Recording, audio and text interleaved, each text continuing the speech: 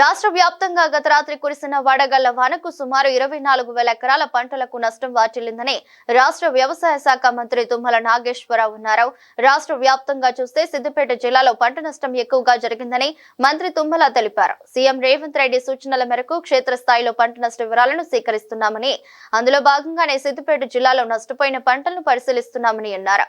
జిల్లా వ్యాప్తంగా వివరాలను సేకరించి ప్రభుత్వానికి నివేదిక ఇవ్వాలంటున్న అంశంపై మా ప్రతినిధి రాజాబాబు మరింత సమాచారాన్ని అందిస్తారు. గత 2 రోజుల నుంచి కురిసిన అతి భారీ వర్షాలతో వరి పంటలు పూర్తిగా దెబ్బతిన్నాయి. ఆరుగాలం శ్రమించిన రైతుల కష్టాలు అగమ్య గోచరంగా ఉన్నాయని చెప్పేసి రైతులు ఆవేదన చెందుతూ ప్రభుత్వం ఆదుకోవాలని కోరుతున్నప్పటికీ వ్యవసాయ మంత్రి మనతో ఉన్నారు, వారిని అడిగి తెలుసుకున్నారు. సార్, ప్రభుత్వ పరంగా మీరు ఆదుకునే చర్యలు ఏమైనా తీసుకుంటారా? దానికోసమే కదా ఎన్యూమరేషన్ చేస్తేనే ఆదుకునే దానికి అవకాశం ఉంటుంది. కలెక్టర్ గారు పంపించే వివరాలు ఇంకా ఎక్కడైనా మిగిలిపోతే కూడా నష్టపోయిన రైతులను నమోదు చేసి ఎమ్మటే ప్రభుత్వానికి నివేదిక ఇవ్వమని చెప్పాము.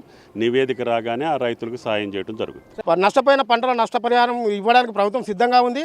అందులో భాగంగానే ఈ రోజు క్షేత్రస్థాయిలో ఎక్కడైతే పంటలు నష్టపోయినాయో మేము సిరిసిల్లతో పాటు సిద్దిపేట రాష్ట్ర వ్యాప్తంగా చూసుకున్నట్టయితే సిద్దిపేటలో ఎక్కువ పంట నష్టం జరిగిందని చెప్పి వ్యవసాయ శాఖ మంత్రి తుమ్మల నాగేశ్వరరావు చెప్పడం జరిగింది. అదేవిధంగా మనతో కలెక్టర్ గారు ఉన్నారు, వారిని అడిగి తెలుసుకునే ప్రయత్నం చేద్దాం. సార్, చెప్పండి సార్, ఎట్లాంటి ఇన్స్ట్రక్షన్స్ ఇచ్చింది?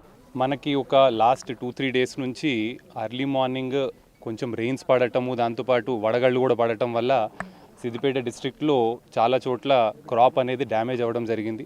ఎంత వరకు డ్యామేజ్ అయింది సార్? దీంట్లో మనము ఇనీషియల్గా అసెస్మెంట్ ప్రకారం తీసుకున్న దాని ప్రకారం ఒక 9,300 ఎకర్స్ వరకు ఐడెంటిఫై చేశాము. అందులో ప్రిడామినెంట్లీ మనకి ప్యాడీ ఒక 6,400 ఎకర్స్ ఉంది, మ్యాంగో ఒక దాదాపు 1,100 ఎకర్స్, వెజిటేబుల్స్ మిగిలిన అన్ని కలుపుకుంటూ ఒక 1,600 ఎకర్స్ దాకా ఉంది.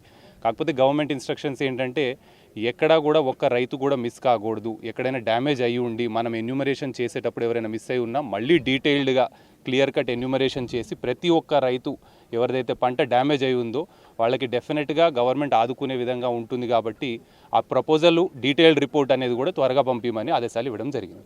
ఇది మొత్తానికైతే సిద్దిపేట జిల్లా వ్యాప్తంగా కూరగాయల పంటలు కావచ్చు, వరి ధాన్యం కావచ్చు నష్టం జరిగింది. ప్రభుత్వం మాత్రం చివరి నష్టపోయిన రైతు ఎవరైతే ఉన్నారో పక్కాగా ప్రణాళికలు తయారు చేసి గవర్నమెంట్కి నివేదిక ఇవ్వాలని ఇచ్చిన తర్వాత వారికి నష్టపరిహారం అందిస్తామని చెప్పేసి ప్రభుత్వం చెప్పడం జరుగుతుందని చెప్పి కలెక్టర్ గారు చెప్పడం జరిగింది. కెమెరా పర్సన్ నరేష్తో రాజాబాబు, S6 న్యూస్, సిద్దిపేట.